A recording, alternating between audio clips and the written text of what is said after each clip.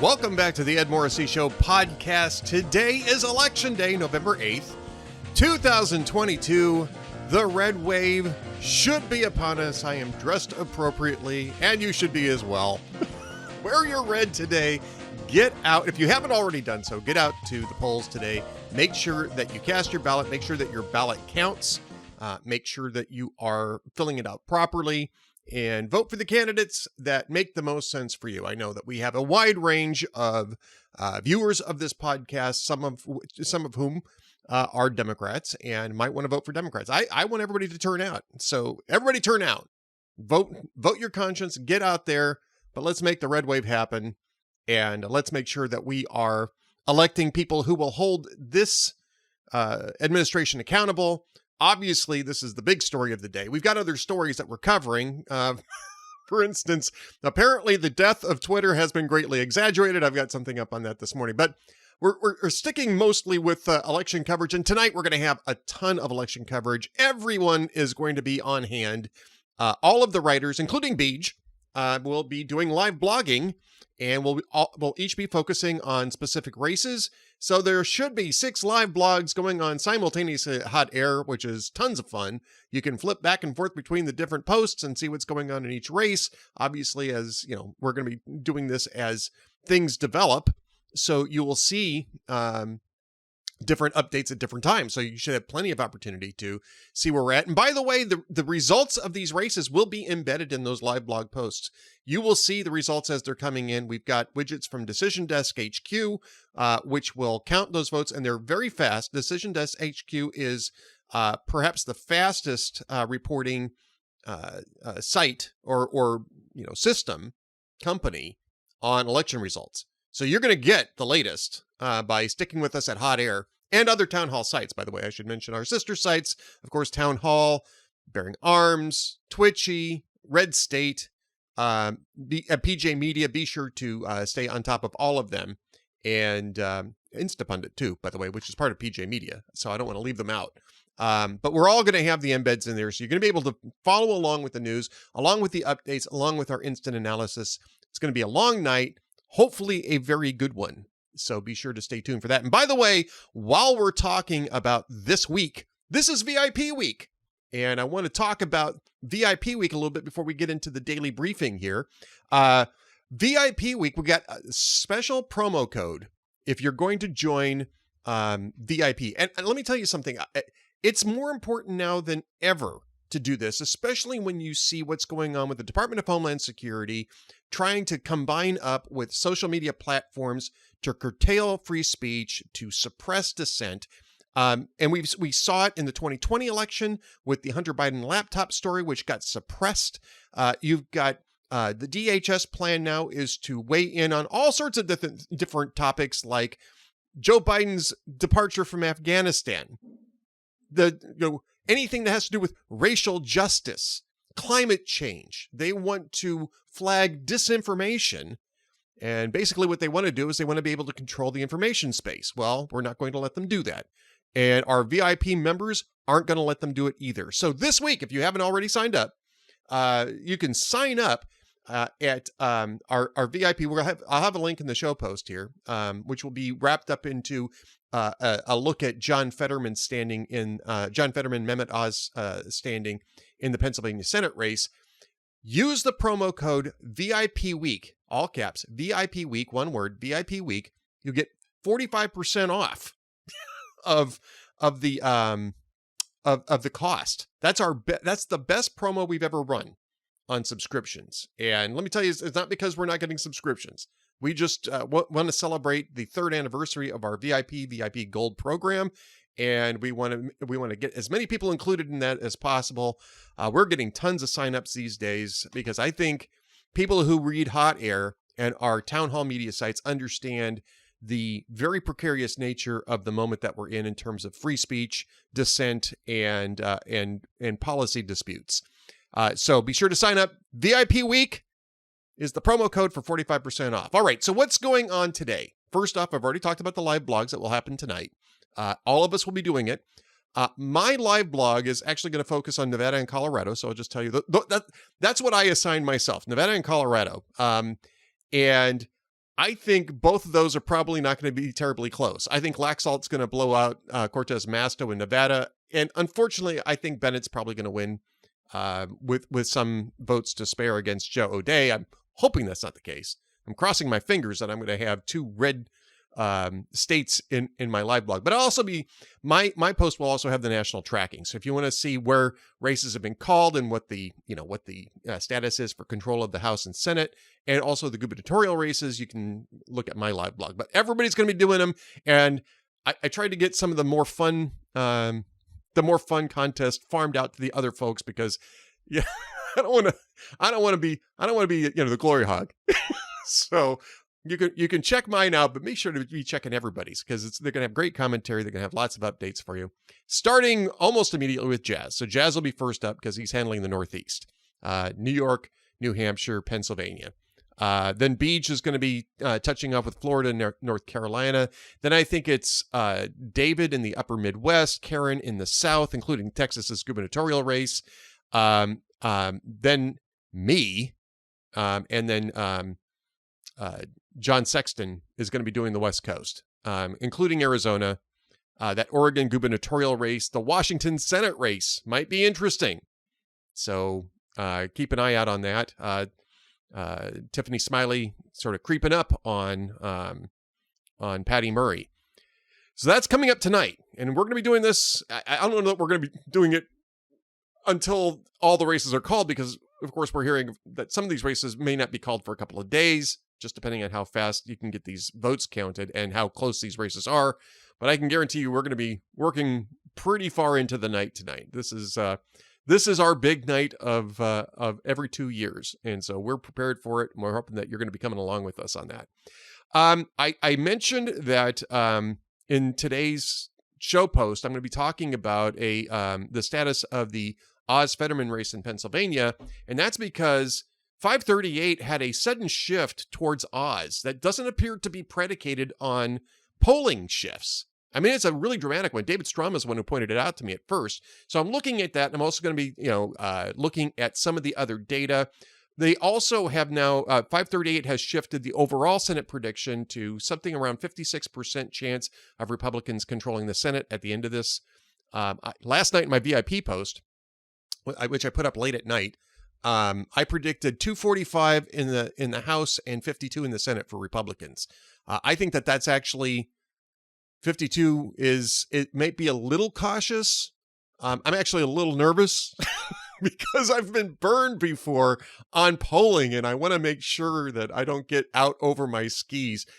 Of all people, Hugh Hewitt accused me of irrational exuberance. It was a private conversation. I'm sure Hugh doesn't mind me saying, because he was teasing me about it.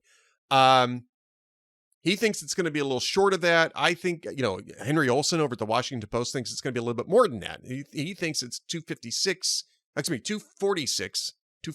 in the House and 54 in the Senate. Now, I don't know. I mean, it may not matter much between 52 and 54, or it might, just depending on who's being elected, because you have to herd cats again if you get close to 51 or 52 votes, and odd things happen, and Chuck Schumer can give you chapter and verse on that. But if it's 54, it's a little bit more of a breathe easy type of situation for Mitch McConnell or whoever ends up as the Senate Majority Leader, assuming Republicans do take control.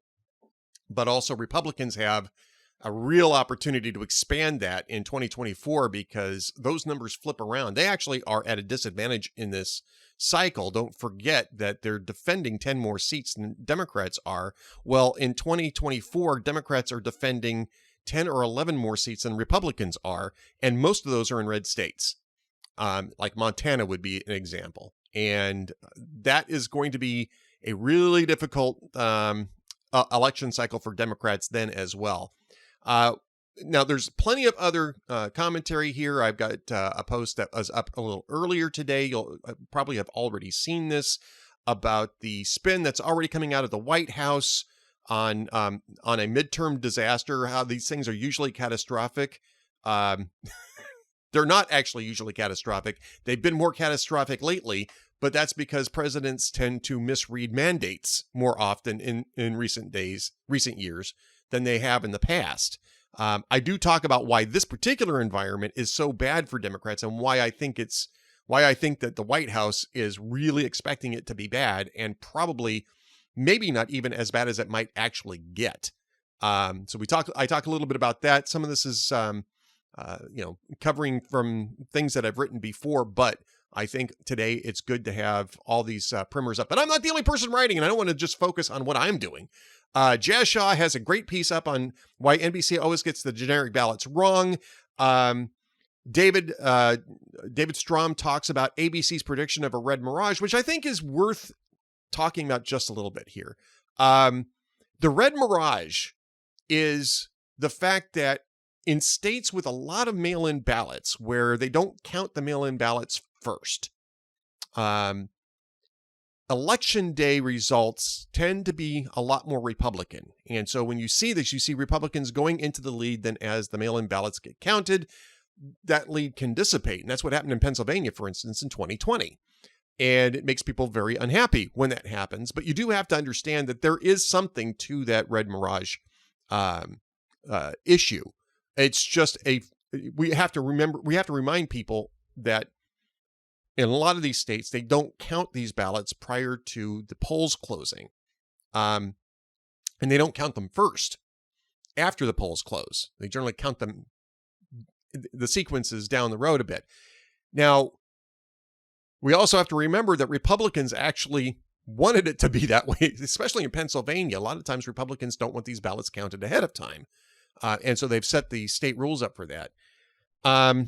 There's a whole other issue to be talked about how we count ballots in the United States and how we're using systems that don't allow for rapid and accurate counting, especially with mail-in ballots, which really is an issue. And we should really rethink all the early voting and mail-in voting that we're doing.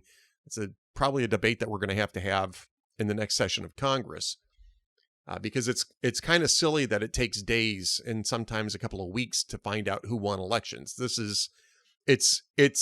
There are plenty of states where that's not the case. Minnesota is a great example of this. Minnesota uses paper ballots that are optically scanned, so they're easy to count. The paper ballots still remain if you need to do a hand count, and you can find out within a few hours who won all of the elections in the state, all of them. And that's the way it really should be nationwide, but it's up to each state to adopt those policies. So that's part of that. Goodness, Karen Townsend talks about how Ted Cruz got hit with a beer can at a rally. That's political violence that probably won't be running at the top of the national news broadcasts. And Jazz Shaw's got a fun post up on UFOs, by the way. You probably should look at that. It's coming up, actually, after this podcast goes live. Karen's also looking at the Department of Justice trying to deploy election monitors to 24 states. Also, what's going on in the mayor's race in Los Angeles, which is a really interesting story. Beach has a fun story later today about Powerball and how they couldn't get the count done. They couldn't do the draw last night. So a whole bunch of people were waiting around for the retirement plan to mature. We had to wait an extra day. I don't even know at this point in time. I don't even know if anybody has actually won that. So we'll see how that works. All right. Coming up next is Salena Zito, who's been one of the best reporters over the last several years at being on the ground and discussing what's actually happening with voters. I talked to her a lot about Pennsylvania, and so we're going to talk a lot about Pennsylvania. We're also going to talk a little bit about Blake Masters. She sees Oz and Masters coming on strong at the end here. And she talks a little bit about the obstacles that they're going to have as well. So you're going to want to hear what Salena has to say. She's out on the road even today. We recorded this actually on Friday, and she's had a couple columns since then. I'll probably include them in the show post. But Salena's the clearest reporter, I think, on how voters outside of the mainstream media bubble actually think and are responding. And so you're going to want to listen to what Salena has to say. Coming up next, we'll also have one more pitch for VIP memberships. I will say, though, that make sure that you're using VIP Week as your promo code this week. You get 45% off. So be sure to do that. Thanks for listening. I'm Ed Morrissey. Here's Salena Zito.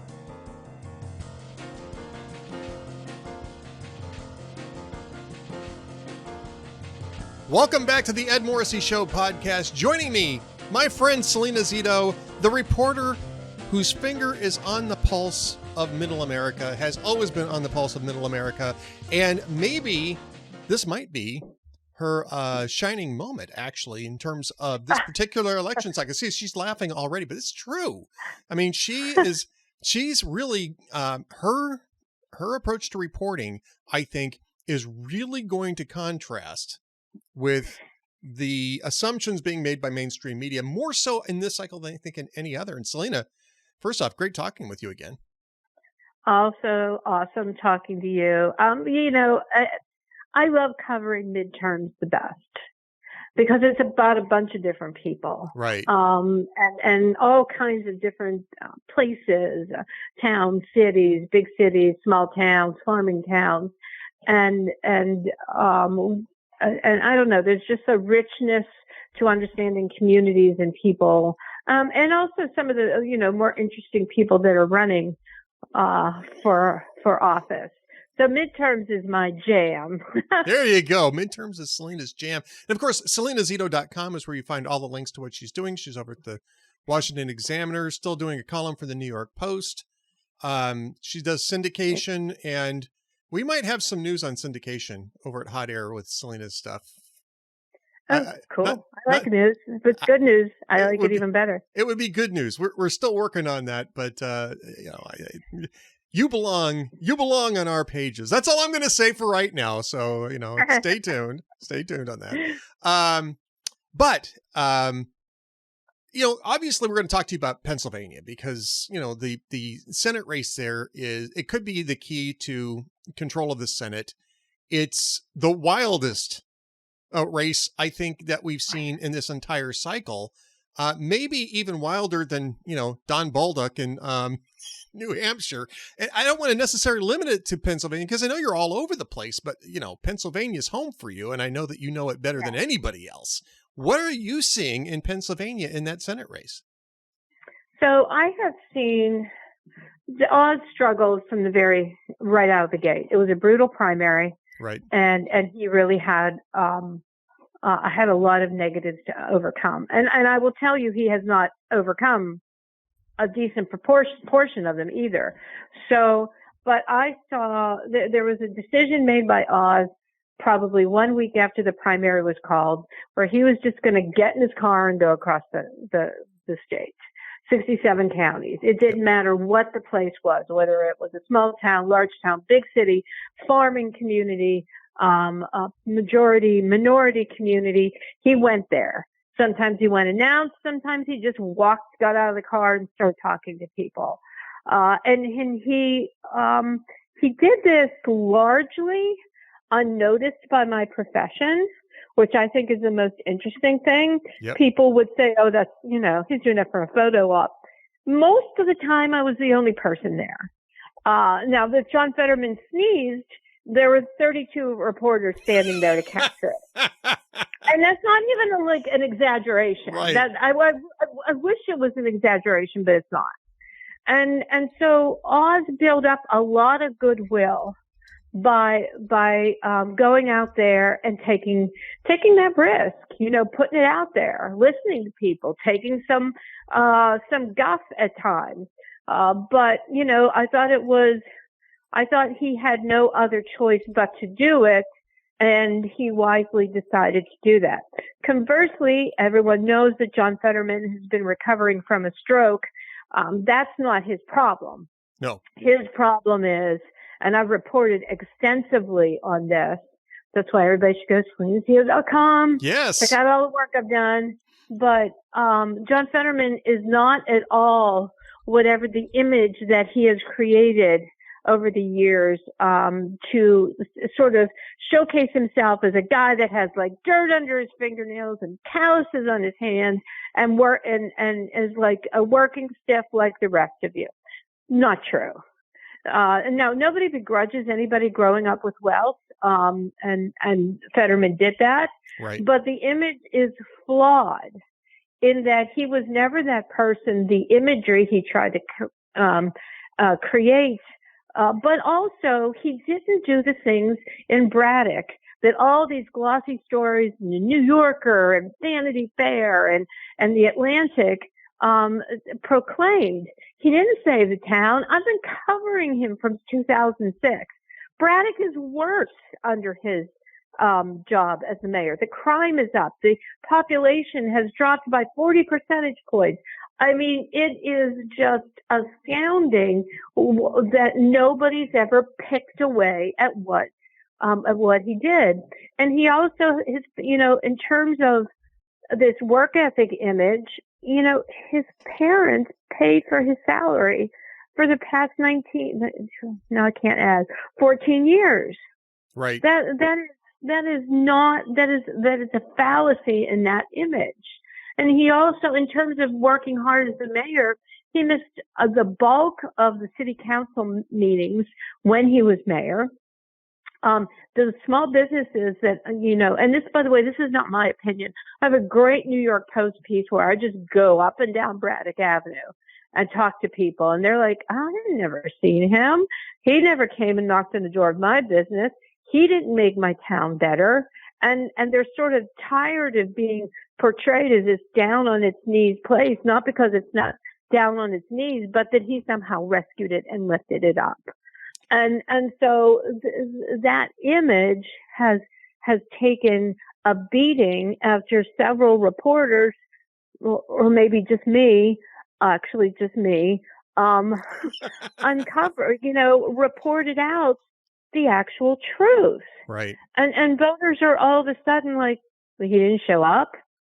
And then there's, of course, chasing the black jogger down the street who was jogging while black and holding a shotgun to his chest until the police got there, and has never apologized for it.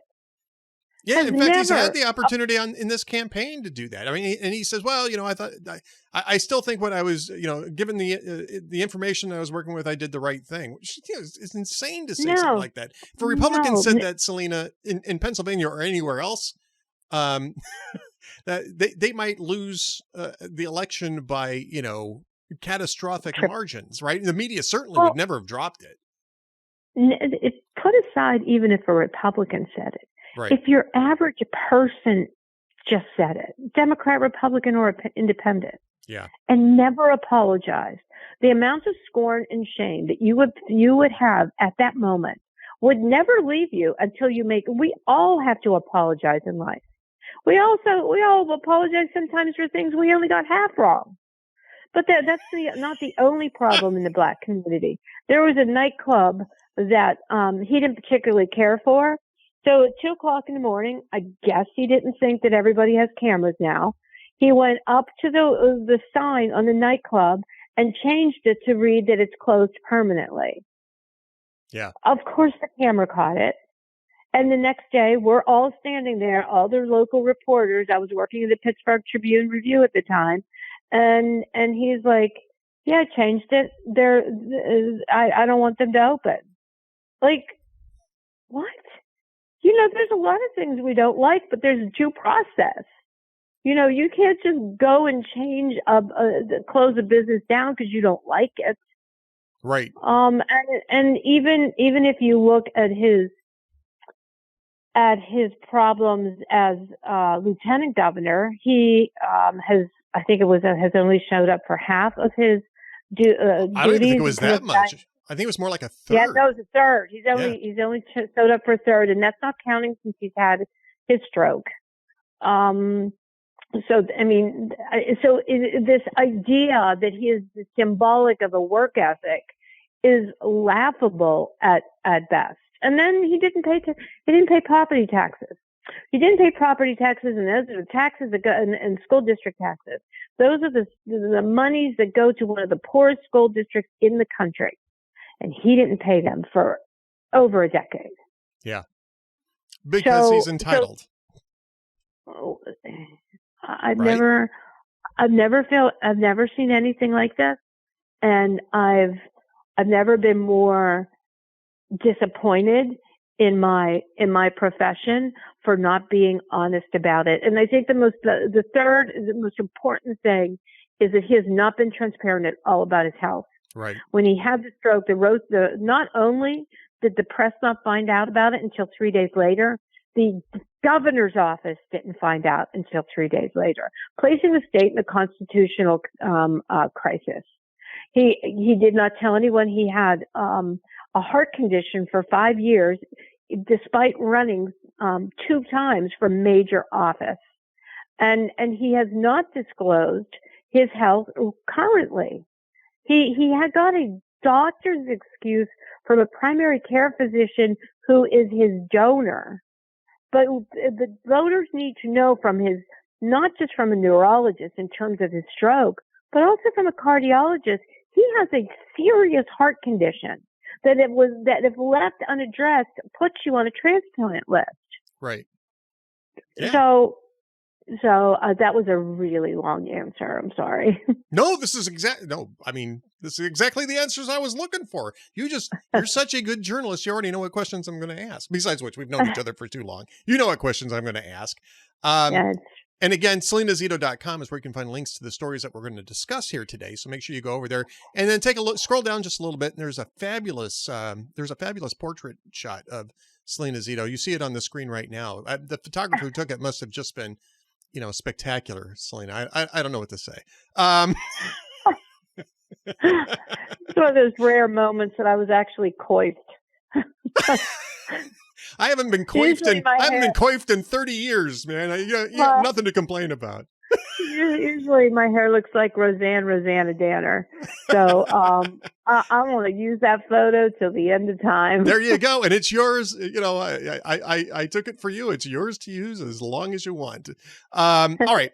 So what are you seeing in terms of voter response? And I want to make this a little bit more specific because, again, getting back to the media coverage of this, almost immediately after the debate, you had all sorts of media outlets, including Fox News for some reason, who were declaring that the debate didn't have any impact on the race. The debate didn't have any impact on the race. Well, we've seen 2 or 3 polls coming out in the last 2 days. Susquehanna, I think Remington, and maybe Emerson as well, saying, yeah, in fact, we saw a significant change in the approach of voters after this debate. And how could you not, after watching that debate? That debate was painful. I didn't watch it live. I was on vacation. We were discussing that before we started recording this. I didn't watch it live, but I went through some of the clips, and I mean, it was astounding how anybody on that campaign thought it was a good idea to put him on stage in a live interaction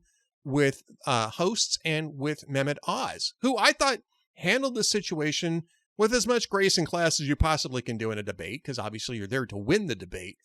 But I was astounded, and I thought this is an inflection point, and I think we're starting to see that now. Did you get that sense from people that you're talking to, voters that you're talking to in Pennsylvania? Yeah. So funny story. I drove out with a photographer to cover the debate in Harrisburg. It's about a 3-hour drive. It's a tent. Right. And we weren't allowed in the room, and it was nothing but a bunch of other journalists. And I'm like, well, why do I want to watch the debate here? I'm not going to learn anything. And so I packed up the car and because I got there at like 4:00. So drove all the way back, because of course you have to be there at an ungodly early hour. So I drove all the way back and watched it in the bar. And I thought it was fascinating. I'm so glad I did it, because the most important thing I learned from it is a lot of voters hadn't been paying attention with the same amount of intensity that I would or you would. Right. And they knew that he had a stroke. They've seen clips here and there of his 4-minute speeches, and they see that he's struggling, but it doesn't look that bad. It looks bad, but not that bad. And with the exception of myself and Dasha Burns at NBC News, no one has reported on his condition at all in a meaningful way And I have been shoulder to shoulder with other reporters who have seen the exact same thing that I have, and they just don't mention it. Yeah. And so voters are sitting down expecting awkwardness, but not what they saw. And they were pissed. Yeah. They were pissed at my profession. They were pissed at Democrats who, like Bobby Casey, who's up there pretending that everything is fine and says he did a terrific job at NBC News afterwards and MSNBC clip afterwards. And they're insulted. They're mad. They're angry that people have kept this from them. Yeah, they should be. I mean, that's the reason why we have a free press is so that they can report on the facts, right? And, offer opinions and all that kind of stuff. All that stuff is in the mix too. But I mean, you start with the facts. And what I find really interesting about the media these days, and I think it's gotten a lot worse over the last couple of years, maybe ever since the 2016 election, is that anything that goes outside the narrative is somehow a conspiracy theory and should be not just rebuked, but shut down. And we had some of that with the coverage of Fetterman, where people were saying, we need to know that he's doing okay. Well, no, you don't. No. He says he's fine. He's doing fine. And then when Dasha Burns comes out, they try to basically drum her out of the business. Kudos to Savannah Guthrie, by the way, on the Today Show for bringing her on, let Dasha Burns speak, push back against that. Of course, it was good, but also Savannah wasn't all that nice to her either. True. But at least she gave her the opportunity to speak up. And I mean, you had people saying, "Oh, she's being ableist." What the hell does that mean? She's being ableist. I mean, I had to look the word up. I didn't know what the heck they were talking about. What the hell is ableist? So who talks like that? No, I don't know anybody who talks like that. Nobody talks like that unless you're in academia. There's an ist out of ist or ism after every word these days. And I just can't keep up with the categories. Salena, I often think of you as a coiffist. So there you go. Oh, goodness. SalenaZito.com, by the way, just to throw that back in there one more time. I don't want to necessarily keep staying on Pennsylvania, because I know you're doing some other great stuff. You got a column up about Blake Masters. I want to touch on that. We got a couple of minutes. I want to talk on what you're seeing with the Blake Masters and how that works in this environment. And maybe just a quick mention of what you thought about Joe Biden's speech earlier this week, when he had one last chance to pitch midterm voters and chose to go back to that just awful Independence Hall speech. I thought Blake Masters has matured as a candidate, and I think Carrie Lake has helped bring him over. Yeah. He's your sort of young technocrat. He's a millennial, so millennials, they know everything. Being the mother of two, I understand that, although I didn't let them get away with that too much.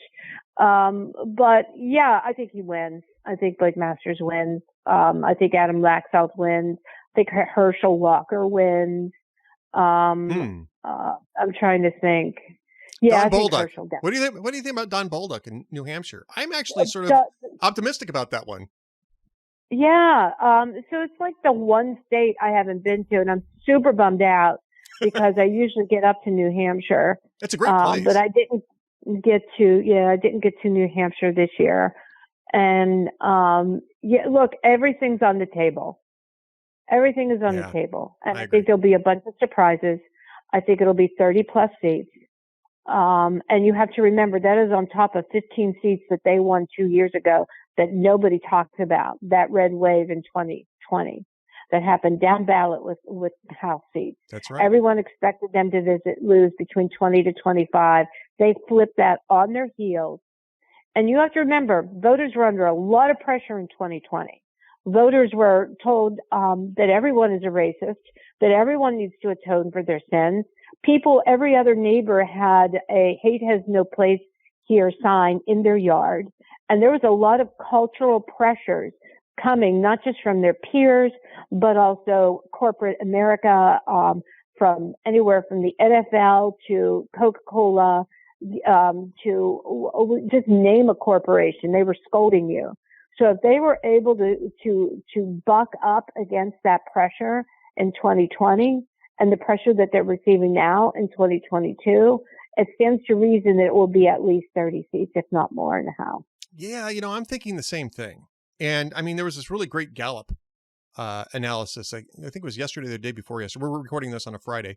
It was either Wednesday or Thursday of this week that Gallup put out this analysis of what I've been talking about all along, right? And I know we got to let you go here in just a minute, but just want to get this out there. I've been arguing for months now that this political environment is way different than anything we've seen in a very long time, with high inflation, high crime, and an extremely unpopular president, both on job approval and now on personal likability.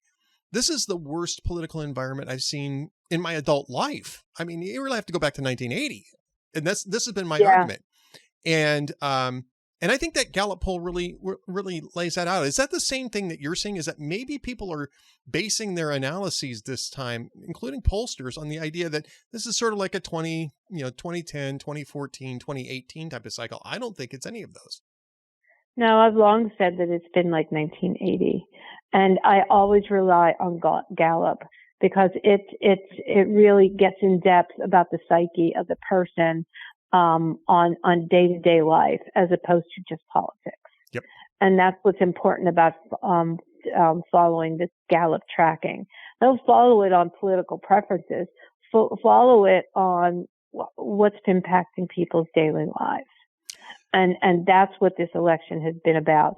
Look, I would contend, if I had to encapsulate this year, I thought since August of 2021, when Biden made that decision in Afghanistan, all the way up until July of this year, everything was going in the Republicans' direction. There was a slight pause. I'm not saying they were going towards Democrats, but there was a pause. But the pause didn't last that long. And you know what broke the pause? It was that god-awful speech that he gave at Independence Hall. Yeah. He broke his own party's back at that moment. Look, there may be voters out there that were thinking about voting Republican this time, that didn't vote for Trump, but have family members or neighbors or people they work for or people they work with or people who work for them who voted for Trump. And they don't think these people want to take away democracy. Yep. But that's how the Democrats have portrayed them. That's very off-putting to an average voter who doesn't consume politics in the way that we do. There's a psychology there that they just completely overshot. And I think that it's just been astounding to me. And so that moment there, that was September 1st, that moment there, everything started rushing towards Republicans. That's when Oz started to really gain steam. Now, it wasn't just about Biden. They were also learning about all the things about Fetterman. And I really hope your listeners go to SelenaZito.com and check out that New York Post piece I did. That has everything in it about Fetterman that nobody else has reported. Well, you go to SelenaZito.com to go to all of her fabulous reporting, including the Pittsburgh Post-Gazette, including the Washington Examiner, where you'll see her column there. And like I said, you might see her column someplace else, a little closer to home soon. If we can get this thing done, you might start seeing it a lot more often. That's as far as I'm going to go for the moment. But Salena Zito, thank you so much for being with us, for spending some time with us. We'll talk to you after the midterms too, to find out what you think of the outcome. Sounds great. Thanks for having me. All right. Stay tuned for another message from the Ed Morrissey Show coming up right after this.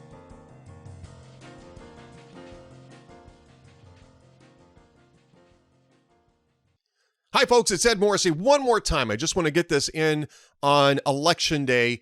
This is VIP week. We've got a lot of great stuff going on in VIP. We have the Amiable Skeptics with Adam Baldwin, which is a great video series, and we do have one episode in the clear. We posted it yesterday afternoon, so if you look for the Amiable Skeptics, you'll get a chance to sit and watch what you haven't been able to see before because it's been behind the paywall. Adam Baldwin, actor from Firefly, from Chuck, from Full Metal Jacket, started off in My Bodyguards, friend of mine. He's incredibly intelligent. He is very passionate and very amiable. And so we have great discussions every week and about different topics, usually tied to current events. This week's episode, the one that's in the clear, is about the midterms. You're going to definitely want to get Adam's perspective on the midterms and how they are the mama bear midterms, which I think is a great way to describe this. That's yesterday in VIP. You don't have to be a VIP member to watch that particular episode, but if you join the VIP and VIP Gold Members Club, you will get a chance to see all of the episodes. You can go back and watch our previous episodes as well as the ones that are coming on. You get a chance to read Dwayne Patterson. You get a chance to read Tom Jackson out of Tampa, Florida, who's a longtime reporter and columnist who's giving us exclusive insights into what's happening in Florida, which is key for this cycle and the next. So you're definitely going to want to read that. You're going to also get VIP content from David Strom, from myself, from Jazz Shaw. Other Town Hall Media writers have chimed in. Sam J did a VIP post for us yesterday. And of course, VIP Gold Chat with Cam Edwards every Wednesday afternoon. We're going to be doing that tomorrow as well. That will also be in the clear so people get a chance to see what it is that they're missing. And then after that, it's back behind the paywall. So this week only, you can sign up and save 45%. It's our best discount ever, 45%, by putting in the promo code VIP Week, all caps, all one word, VIP Week, and join our VIP and VIP Gold membership clubs. It's what allows us to make sure that we are not going to come under the thumb of big tech and advertisers and the DHS's attempts to moderate and manipulate public debate and dissent.